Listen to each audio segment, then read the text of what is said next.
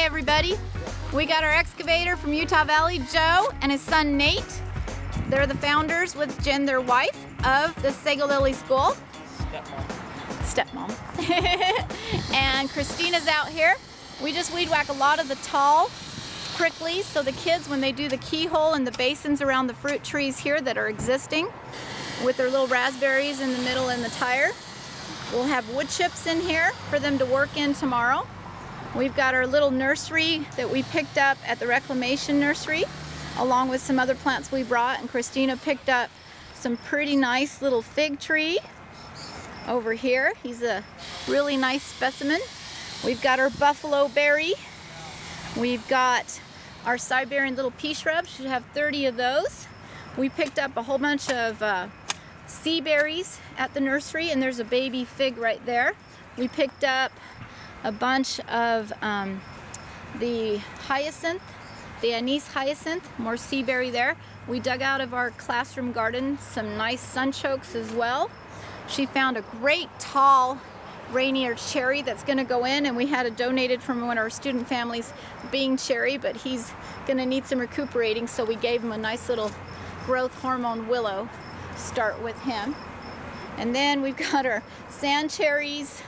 We got lots of those right here. We've got our golden currants. We've got 2 elderberries right here and more sand cherries right there. And then we should have some American, that's another elder. This is all the materials they've collected, but there is more wood on the other side of that electrical there. So we have plenty of logs. We've got lots of manure. We've got a few wood chips, so Joe's going to go get more wood chips. We've got lots of topsoil. We got some composted stuff further down there. These wood chips are going to go here in where the little keyhole where the kids will plant. We'll have the kids with Christina here, and they will do little basins around the trees, the ones that are staying. The other ones they don't want to transplant now. They want to wait till fall. They want to have the kids see the fruit the first year, but we have it on the map, the design, and then they're going to do kind of little mini beds in here. So she'll be in charge of this with the children. We'll keep the children here until the mounds are finished built tomorrow. So they're not playing out there where they can fall in a hole or something. But we'll assign somebody to be watering the whole time that we're layering. Here comes some more of the plants Christina's been picking up. So that's what it looks like right now. It's a nice beach. Yes, isn't it beautiful? And so in a little bit, we're going to have the excavator. Joshua's going to dig some nice hugel beds again on our 3rd annual PERMA BLITZ. Woohoo! Yeah! Okay. We're breaking ground. We've started our first hugel bed. Woo! They're going to be 4 feet wide, 2 feet to the top on each side for the kids' arms. Okay. Joshua's starting to get the big stumps. He just dropped one big one in there in our first hugel bed. He's going to get the second one for the second hugel bed. Then we're going to put those big, huge boulders he found back in the back as stools for the kids. Look at that big monster, how it can move that. It's amazing. These machines can move big stuff. Look at that, like nothing. It's gonna move it over.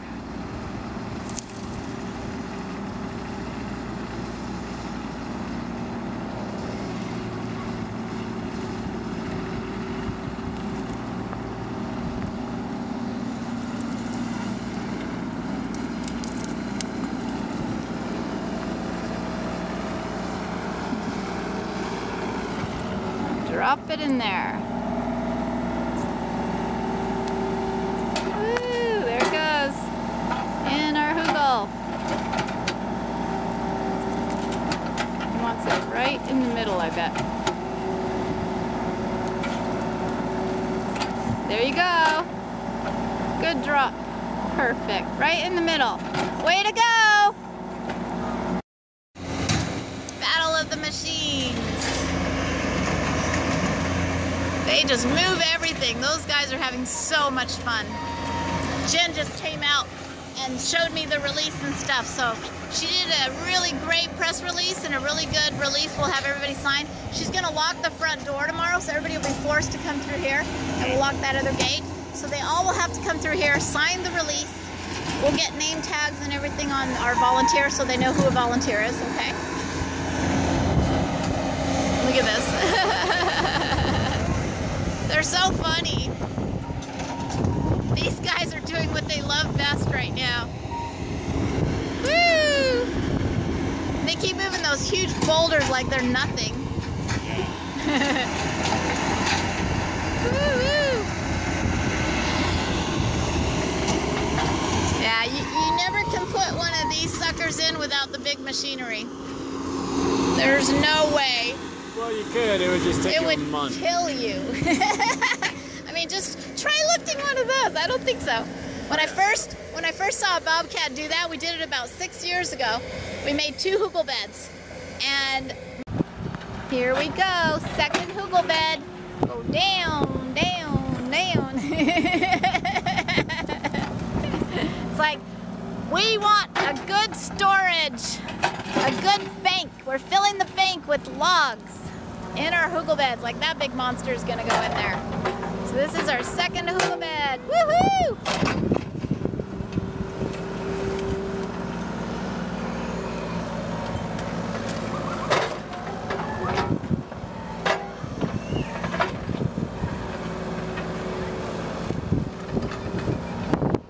That's how you start digging a hugel bed.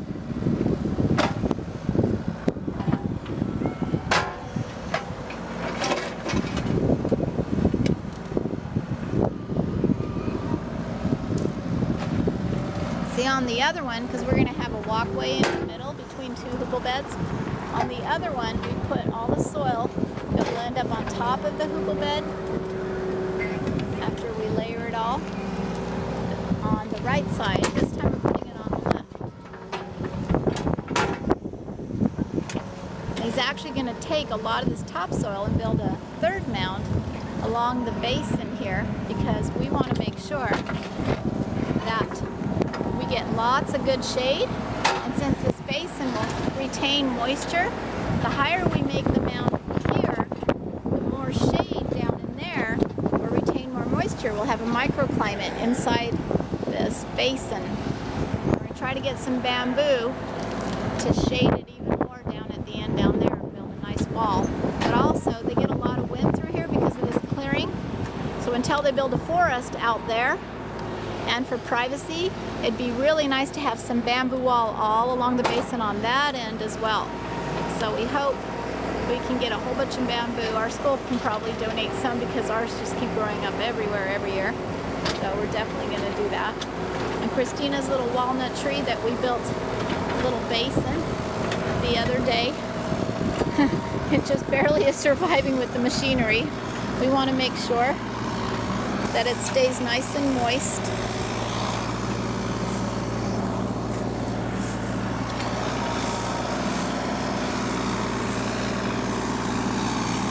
Machinery comes around, but it's keeping good moisture in here. Oh yeah, it's got good moisture. The plants are doing well that she planted in here. We put some mint in there. We've got our piece for nitrogen there. That's the little beautiful English walnut,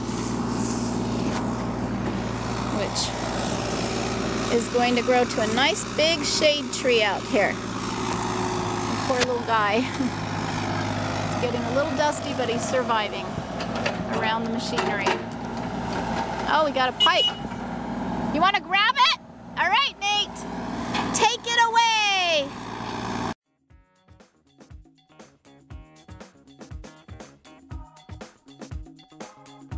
We donated 2 recycle bins, so they'll have this permanently. Megan, one of our heroine moms, has been running around picking up stuff and moving heavy stuff, is running the painting today. That's perfect, beautiful. There's Jen, the founder. And there's our painting station. They might even paint the bus, and look at all this beautiful fruit. Doesn't that look delicious? Our water station, muffins, our little nursery for vegetable plants over there. There's our painting station. They're gonna have sprinklers to run through here. There's our stage for our music there. Everybody's here, we're setting up. Julie, that I met at the Homestead Expo at the Conservation Gardens, I invited her then, she remembered and she came from Alpine. Thanks, Julie. And Joe's been moving a bunch of logs so that we had enough to put in the second hugel bed here. And Joshua's dumping all the manure on it right now. While Joe's son, Nate, soaking it.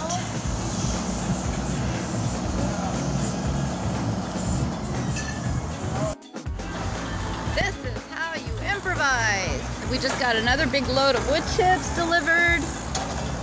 We use the fire hose to soak our wood. There's Joshua, while Joe's driving the backhoe and Nate's watering the other hugel bed. Way to go. Woo! Christina and her boyfriend are doing their cardboard for the keyhole kitchen garden right now. They're gonna build mounds and infiltration basins around the little existing trees. And we have a quail running through. Did you guys see that? Oh, poor little quail. Be careful, sweetie. So we're doing this. We got half soil, half compost there ready to go. We've got our garden here. We'll have food, water station, everything there. And we've got our volunteers, which are our students, and Julie. And we've got a raffle going all day. We'll be giving prizes. We've got presents for the heroine moms, super heroines. And we've got our diagram of our school design we did. When I came in, donations. Everything's here. Welcome, guys. I've got your name tags if you want to give them to them. They're right over here. Let's get your name tag. All kids today, and we're putting nature back together by planting a forest, an edible food forest, and everybody here, give us your names real fast. Do you mind? Let's get everybody's names. Jen, Susie, Megan, Julie, Alonzo, And Nick. and out there we got Joe, we got Joshua and Nate. Who are the helpers over there? Come on over. Anna and Joe over here. and Tally and Luke. Yay! And you guys, we have some fun stuff too. We have a raffle. You can enter $1 for every entry. I'm gonna be every hour, starting this next hour, giving out prizes, okay? So I'm gonna call your name. So go over there. We've got stuff for the kids. We've got 2 Comic-Con grand prize. We've got a whole 6-month course, learn how to design one of these to put it in at our school in Orem for the Permaculture Design School. We've got a free kitchen garden design, so you can get your whole kitchen food garden. It's bigger and better than a regular square foot gardening for the summer. And then we've got some other prizes as well over there, okay, you guys? So we're doing prizes every hour on the hour. Yep, these are wonderful infiltration basins, and what happens, what do you put inside the basin so it won't evaporate? So we put straw around the tree, and then what are the plants we put around? These are alfalfa. For nitrogen? Peas. Peas for nitrogen? I think these might be beans. Okay, as well as Comfrey. for Minerals. minerals. Beautiful.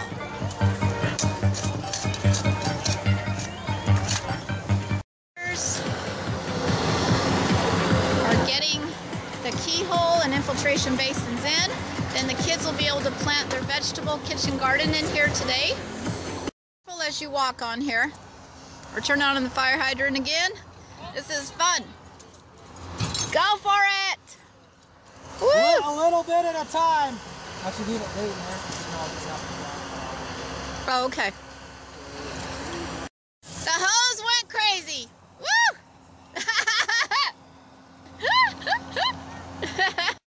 got our Permaculture Design School little wagon here is Nate and Jen, the founder of Sego Lily, and her sons are busy mixing a wonderful mixture of a little bit of manure, but half and half soil and compost. We love our little wagon. It's so handy, it dumps. And the infiltrations have been built.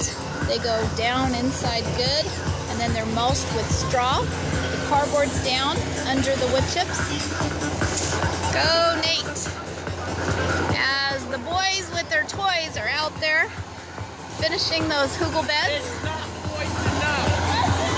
Don't turn the hose off. There's Matthew, Judy, and Helen, and our beautiful nursery. Look at this gorgeous nursery we have. Just a beautiful, beautiful nursery of all the trees and bushes. We have the biggest list of all the plants. Welcome! Woohoo! We have one of our current students, Vicki and Monica. We're gonna have you. Woo! Woo! Everybody's filming. So good to see you guys all the way from Springville, Hobble Creek. Woo! Love your hat, Vicki. Vicki, this is Helen. Hi. Vicki just started school with her husband. Great. Yep. She comes all the way from Richfield, Utah to do her class since January. It's fun. She's got 3 acres she's designing food forest in. It's really fun.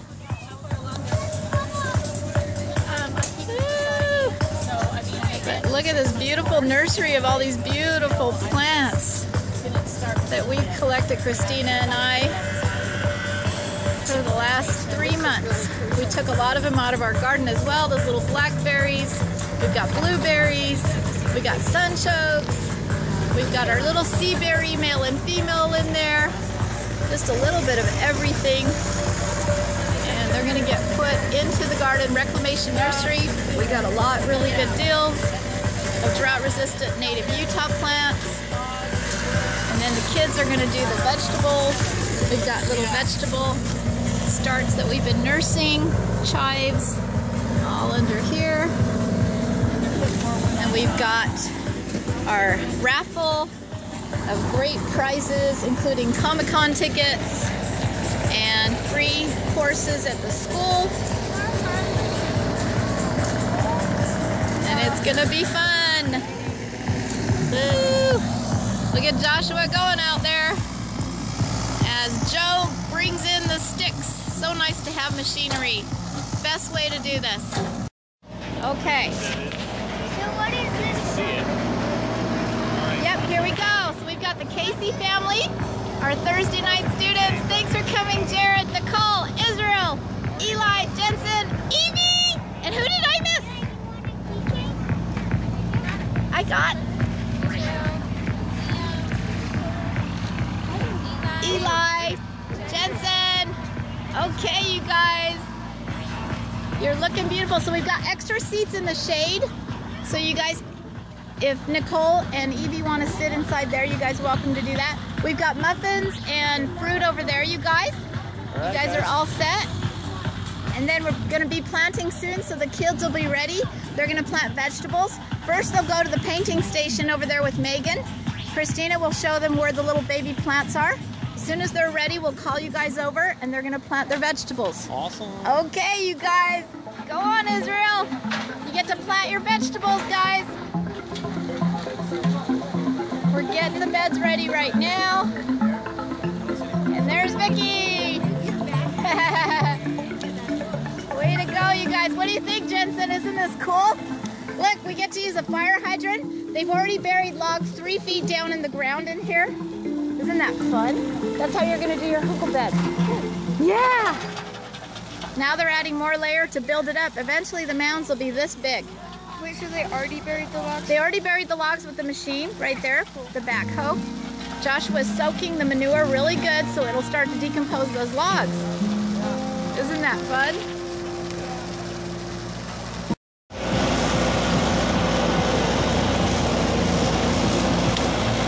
Nice to have 2 machines to be doing this.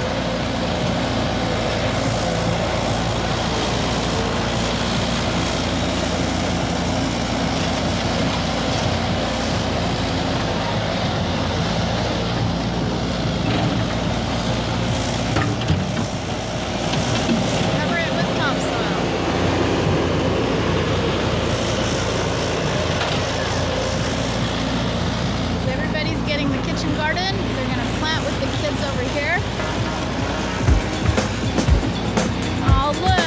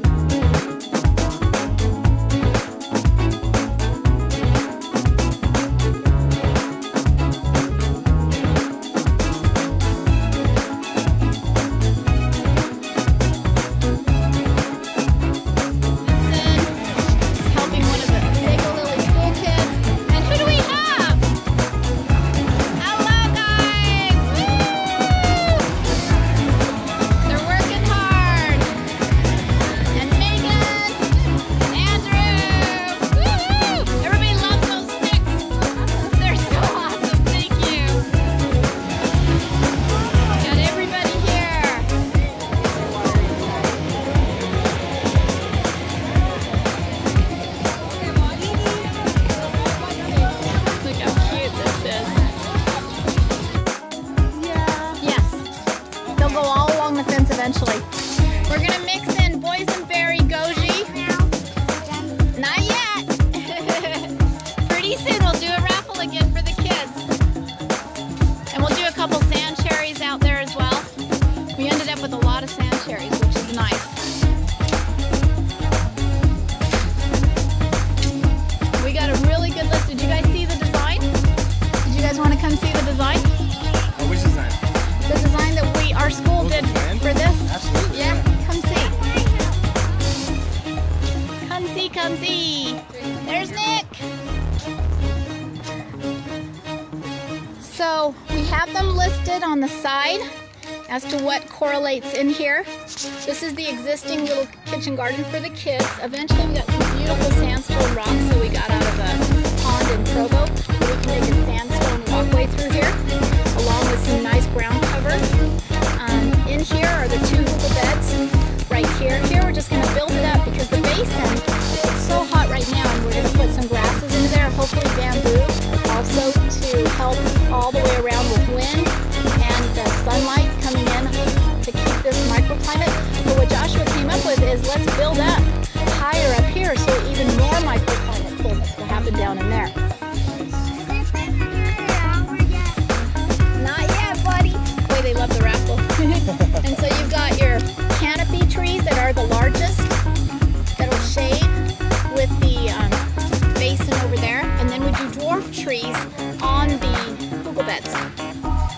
all the berry bushes. And boy, it's amazing all that we were able to collect. Yes, so many different kinds of berry bushes that are, most of them drought resistant, except for some of the vines like the kiwi and grapes and stuff. But a lot of these, like the buffalo, the American plum, also called a bush cherry, or patawamek, is an heirloom native to Utah that the Native Americans gave to the pioneers. We've got 2 of them. One of our students, Helen, brought some from Richfield, Utah. She actually comes to our school all the way from Richfield, Utah, every Tuesday. Isn't that cool? They're graduating next month. Isn't this fun? Look at all the kids. They're like, we get to do this every time we come to school. Woo! I know, I wish I had something like this in my school growing up. I know. It's fun. Will you do me a favor? What's that? Invite me to your school and we'll get one in. Which school? Whatever school you go to. Oh, I don't. Oh, I thought you meant my school. No, I mean when I was a kid. Oh, I know. I wish all the schools. See, I want to hit every single school and do an assembly on nature. Just teach the kids about nature and how it works. I've already got Orem High School, plant biologist teacher wants us to bring this to them at Orem High. They have a greenhouse. Could maybe talk to some people at Slick. Please. I'm gonna transfer to USU, but I think they probably got that covered up there. Well, Snow College actually is the only one that comes close to permaculture. They've got a great organic professor there, and she teaches a lot of this. It's in Ephraim. It's by Manti and Spring City down there. But we want to bring this into all the schools. That'd be awesome. I really do. So when you said... Okay, what do you think, Jared? Thank you, Denise. This was such a wonderful opportunity. The school's going to love this for years to come. It's going to be a community beauty that people will come and enjoy. Thank you for coming with your family. Your 5 kids, including Evie, had a good time. Should we do another raffle before you guys go? For the Casey family. I don't know where. The painting? Come here, I'll take you. Come here, really fast. And then we'll do a raffle prize, okay?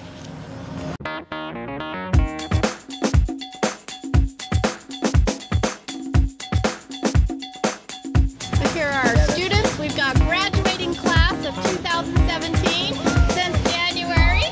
Graduating next month. We're going to have a special graduation and we'll invite all the current students and the old former students. Matthew and Corey got their PDC because they did the whole 6-month course. So you guys get yours at the end of June. So we're going to work on our final drawings that you'll present. You're going to present it to the class, okay? And then this is your hands-on. You got to have one under your belt today, okay? So you're learning how to do it. And then we want to do one more at one of the other students' houses this summer sometime. So she's raising her hand, she's ready. And Vicky just started, and hopefully, she's a pre-student, Julie! Woo! She's been following our group on Facebook, and we ran into each other at the Homestead Expo at the Conservation Gardens. So that was really cool. And she was there in a USU class where one of the professors was teaching us about vines and trees. And I just kind of asked a few questions, you know, like, have you heard of putting vines up the trunks of trees? He's like, yeah, that can work really well. So I love that answer. That was really cool. But then I started saying a few more things that I was doing, and so they're like, we want to go ask her what she's doing. So all these people came up to me after the class, and I was like, well, this is permaculture, and we wish we could get it in USU. So Joel's gonna go to USU. I'll be pushing that. He'll be pushing it. He's gonna push the permaculture. Woo! They're gonna have a permaculture degree in That's right. less than 10 years. Woo! Right now. Way to go, Joel. We'll do it together, okay? Sounds good. We'll get it into USU. That's what we need to do. As we're finishing our Google beds right now, we're gonna do some planting. Who's ready to do some major planting?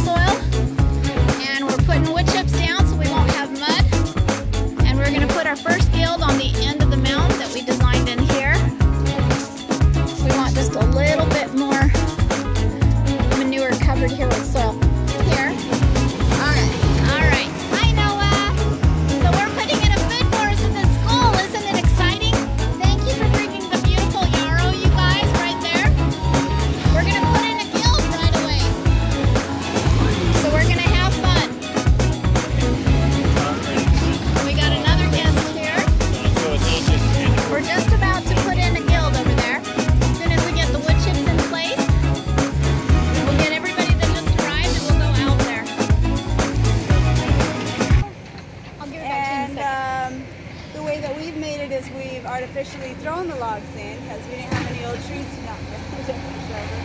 And then we covered up with manure and soil. And why do we do manure right on the wood? With water? Nitrogen?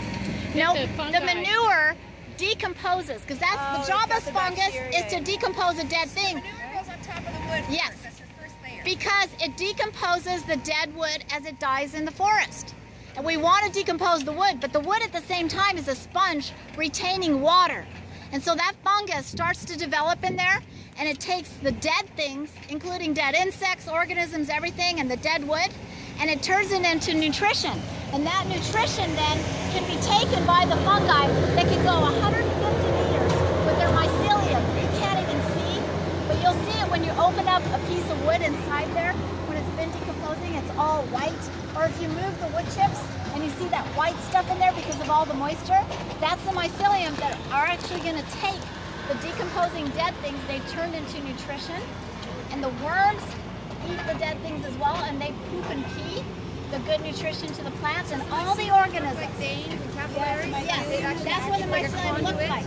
But all these organisms exchange. They take starch from the plants and they give them the nutrients, the fertilizer, the natural fertilizer. So what we're reconstructing, like the forest that she talked about, we're reconstructing an ecosystem of living things under the soil. That's living humus. That's what happens in the forest, but we're speeding it up by burying the logs instead of waiting for a tree to die and fall down, decompose slowly. Because whenever you see a dead tree in the forest, you'll see it covered with mushrooms. Fungus is all over that dead tree, right? But we're speeding it up in the ground.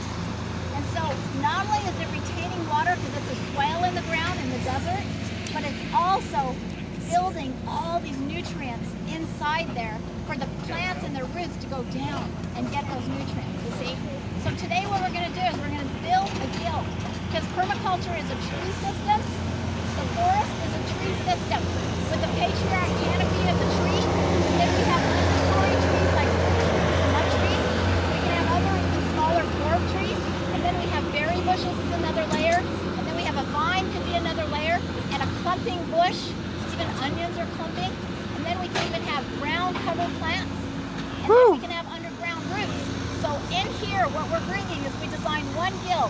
We're going to go to the end of the last swivel bed, and everybody carries something. Somebody pull this, and we're going to build a guild.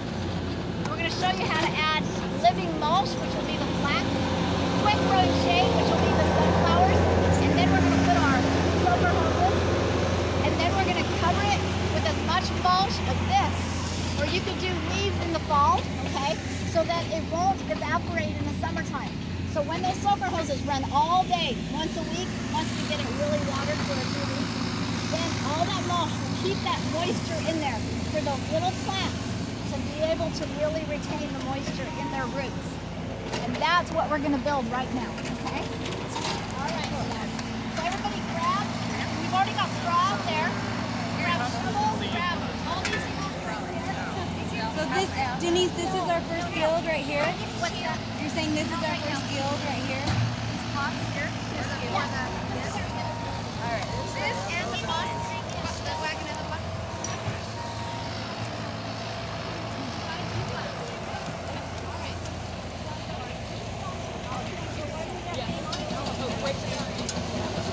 Come on over here. We'll ask you questions after. Everybody come over, kids.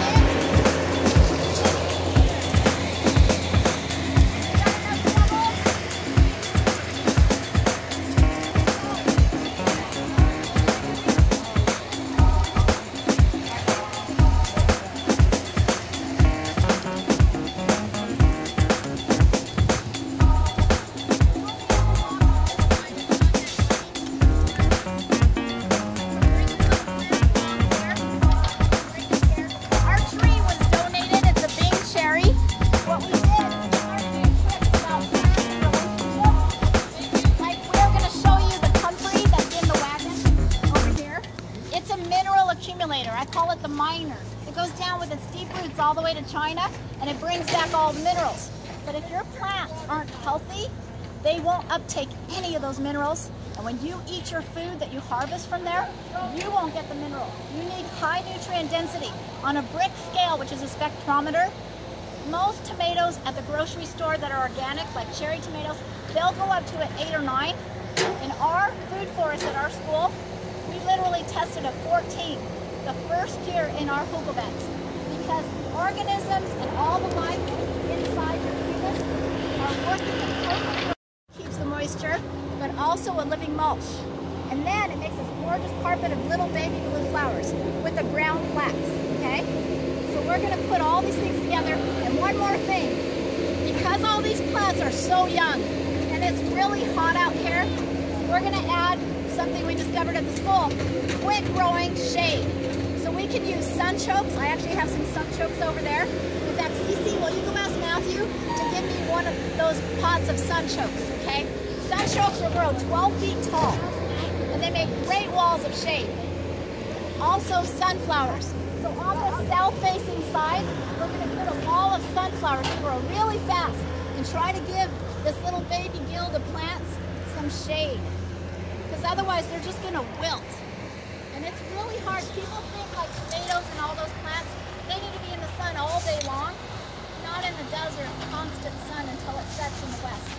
You can watch your plants. They're wilting by afternoon and they're like, I can't take this. And so it's a lot of stress on the plant. So if you can create shade, which eventually when this gets established, 5 to 10 years, all these plants, these guys will be 6 feet wide and 6 feet tall around the tree. The tree will shade and drop mulch. And all these plants together will shade and create a little mini forest, a little mini microclimate, which will really be about 10 degrees cooler.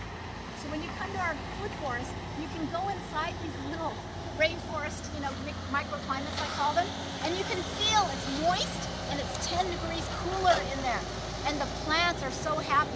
They call it filtered light or filtered shade. That's why we're trying to establish. But it takes a while when we start with little baby plants. So we had to come up with some different things that we can use. But it's all about relationships and what the plants do for each other. Okay? The first thing we want to do is plant a tree, right? Okay. So plant a tree. Here's Liberty.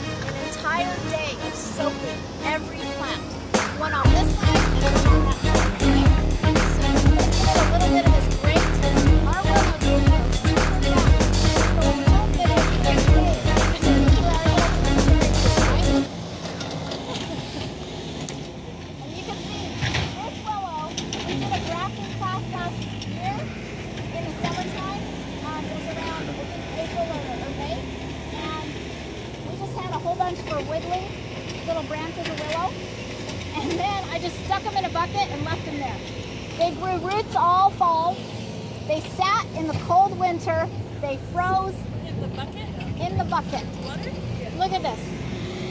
Just fine. Willows are so hardy. It's amazing. And they're so fast growing. This is one of our canopy trees in our kitchen garden. In 2.5 years, it's grown about 40 feet tall. So will someone go cut or go grab down there some cut bales of straw? Bring me a nice big bale of straw, a big chunk of it, okay? I learned from my 87-year-old friend who's been a farmer since he was born and ran Vineyard Nursery down in Orem for 55 years. Yeah. No, over there. Then can somebody get us a knife to cut these bales of straw? We need a knife. Thank you, guys. Vicky. Shovel? Vicky, you won't know where a knife is. Nick, will you grab a knife? So what Vineyard Nursery learned, a lot of people think that this is going to give acidity. Yeah. Pine needles, they won't give you berries. It's not acidic enough. We have very alkaline soil on the Wasatch Front. This doesn't give us enough acidity. So they taught me to take straw bales and bury the straw bale into An entire bale? An entire bale. They literally taught me, and what I'm going to do, because I don't want the kids to have to work too hard to get to their little, Oh, yes. they can't reach it. So I'm going to establish a nice little spot. And I'm going to bury my straw bale with my blueberry.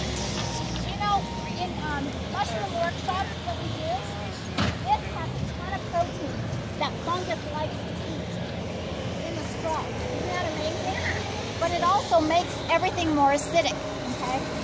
So I'm just going to build right over here. Build a nice little straw bale. So that'll last long enough to like give that it plant to acidity. live along. Yeah, For years and years? Mine are 3 years old. My blueberries produce every year. That's exciting. I heard about the pine needle, but I didn't know that it was All right, we have a blueberry.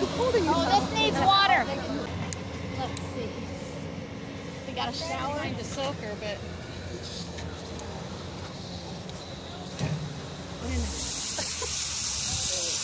So I'm going to try to soak him really good because he dried out since yesterday.